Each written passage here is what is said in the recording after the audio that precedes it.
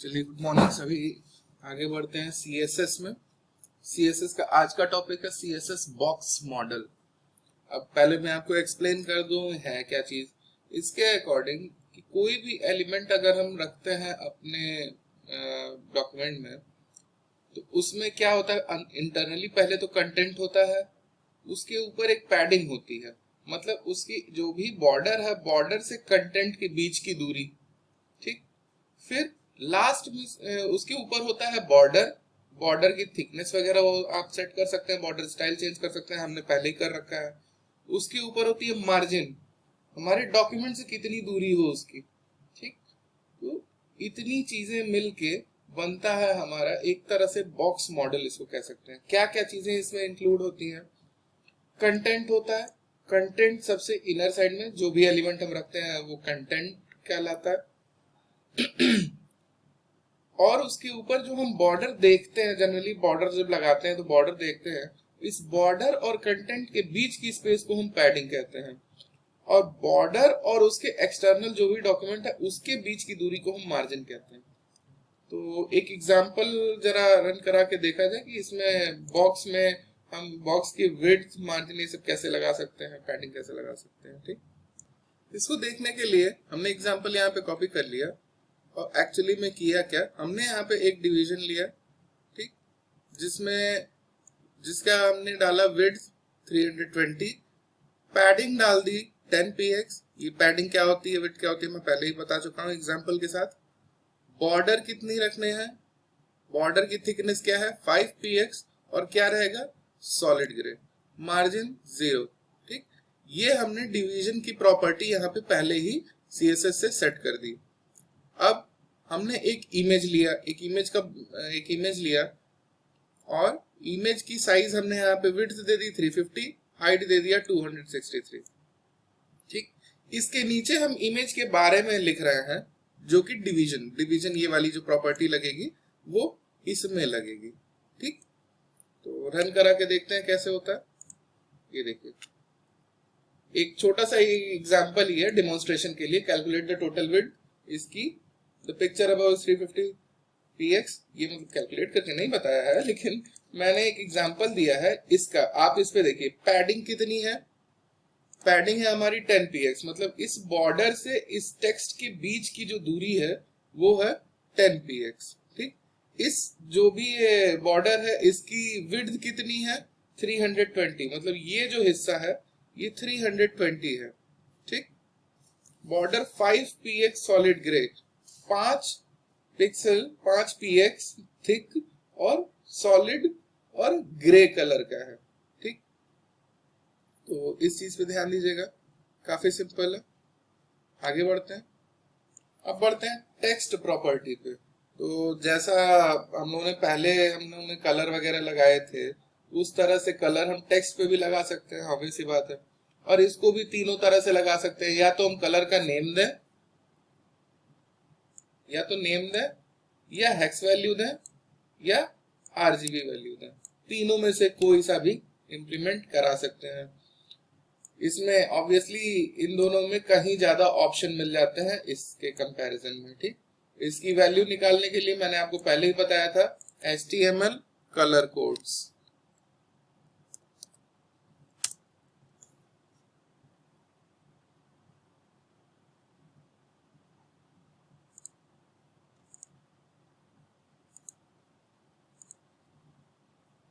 ठीक, यहां से आप कहीं कोई सा भी कलर उसको एक्सट्रैक्ट करा सकते हैं।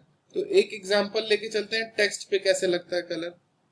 एग्जांपल हमने यहाँ पे कॉपी कर लिया और किया क्या, स्टाइल के अंदर हमने प्रॉपर्टी दी, बॉडी के लिए जो प्रॉपर्टी दी वो है बॉडी की बैकग्राउंड कलर होना चाहिए लाइट ग्रे, ठीक। और कलर होना चाहिए ब्लू, ठीक। अभी दिखाते हैं आपको कैसे।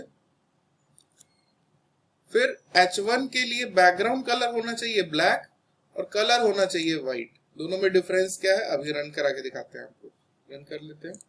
ये देखिए, इसमें ये जो H1 लगा हुआ, H1 में टेक्स्ट का कलर क्या है व्हाइट है, और टेक्स्ट के बैकग्राउंड का कलर क्या है ब्लैक। यहाँ पे देखिए क्या लगा हुआ है H1 में, background colour black, background colour इसका ब्लैक, और कलर इक्वल टू व्हाइट, मतलब टेक्स्ट का कलर इक्वल टू व्हाइट। ठीक ठीक वैसे ही बॉडी में देखिए अंदर एक पैराग्राफ लगा हुआ है। पैराग्राफ का क्या है, पैराग्राफ पे हमने यहाँ पे क्या प्रॉपर्टी दी है,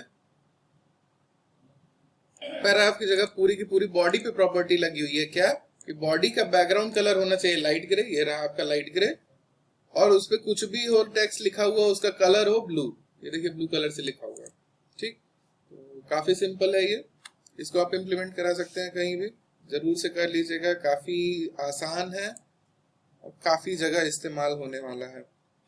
ठीक, चलिए एक स्टेप आगे बढ़ते हैं। अब इसमें बढ़ते हैं हम टेक्स्ट अलाइनमेंट पे। वहां पे हम क्या करते थे, align equal to centre, align equal to right, align equal to left लगा देते थे। यहाँ पे जब उसको सीएसएस में इम्प्लीमेंट करना होगा, सपोज दैट ये H1 जो हमने लगाया हुआ है, ऊपर जो लिख के आ रहा था H1, उसका टेक्स्ट हमें राइट साइड अलाइन करना है। तो इस H1 पे हमने क्या क्या प्रॉपर्टी लगाई है, एक कि उसका बैकग्राउंड कलर ब्लैक हो, दूसरी प्रॉपर्टी की कलर उसका व्हाइट हो, तीसरी प्रॉपर्टी एक और लगा देते हैं, टेक्स्ट अलाइन राइट कर देते हैं। ठीक, सेव कर देते हैं, देखते हैं कैसे करता है। ये देखिए राइट साइड चला गया, जो टेक्स्ट है वो हमारा अब लेफ्ट की जगह राइट हो गया। बाय डिफॉल्ट कहाँ रहेगा, लेफ्ट में। सेंटर करके देख लीजिए। ठीक, काफी इजी है। जैसे जैसे इसमें हम प्रॉपर्टी बढ़ाते जाएंगे वैसे वैसे यहाँ पे इम्प्लीमेंट होता जाएगा, ऐड होता जाएगा। इसमें चलिए आगे कुछ डेकोरेशन करते हैं, टेक्स्ट डेकोरेशन करते हैं। ठीक, टेक्स्ट डेकोरेशन करने के लिए एक प्रॉपर्टी और बढ़ा देते हैं। लाइए, टेक्स्ट डेकोरेशन क्या होती है, कैसे होती है, जैसे टेक्स्ट के ऊपर सपोज दैट हमें कोई लाइन खींचनी है, तो इस पे पता नहीं चलेगा, एक काम करते हैं, इस पे बॉडी वाले पे चलते हैं, टेक्स्ट डेकोरेशन। सबसे पहले वाला जो डेकोरेशन है वो यूज करते हैं ओवर लाइन। इसमें क्या होगा, इसके ऊपर एक लाइन खींच के आ जाएगी। ठीक, टेक्स्ट के ऊपर देखिए लाइन खींच के आ गई। ओवर लाइन के अलावा हम एक चीज और कर सकते हैं,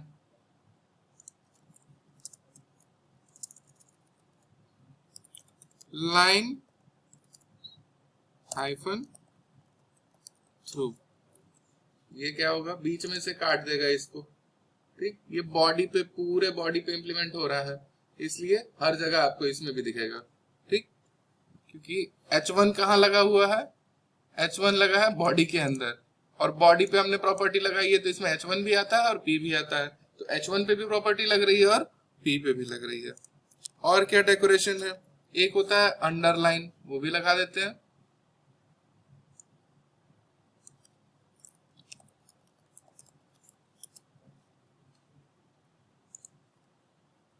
क्लियर, काफी सिंपल है। इसमें थोड़ा एक स्टेप और आगे बढ़ते हैं हम। यहाँ पे हम चाह रहे हैं वर्ड्स के बीच में थोड़ी स्पेसिंग बढ़ जाए।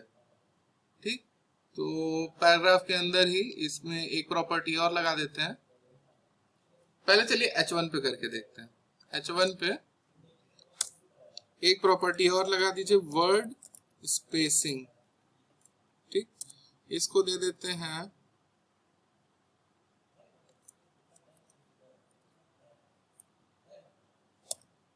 इस पे करके देखते हैं क्या होता है। माइनस में हमने लगाया, थोड़ा बढ़ा देते हैं, इसको प्लस में कर देते हैं। देखिए, ठीक, 15 कर दीजिए, बहुत ज्यादा हो जाएगा। ठीक, तो दो वर्ड्स के बीच में स्पेस बढ़ाने के लिए ये वर्ड स्पेसिंग आपका एट्रीब्यूट लगता है, वर्ड स्पेसिंग की प्रॉपर्टी लगती है। ठीक, एग्जैक्टली इसी तरह वर्ड की जगह हमें बीच में अगर लेटर्स की स्पेसिंग करनी हो तो वर्ड स्पेसिंग की जगह लेटर स्पेसिंग हो। अगर दोनों करना हो तो दोनों अलग अलग यहाँ पे लिख लेंगे। ठीक, लेटर्स के बीच में स्पेस बढ़ गया, 15 ज्यादा हो गया। मैं दोनों एग्जांपल आपको करके दिखा देता हूँ। इसको 5 कर देते हैं। ठीक, लेटर्स के बीच में स्पेस बढ़ गया, एक वर्ड स्पेसिंग भी कर देते हैं।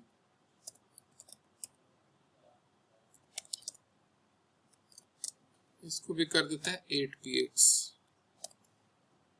सेव किया, ठीक। तो वर्ड और लेटर दोनों के बीच की स्पेसेस बढ़ गई। सिंपल है काफी।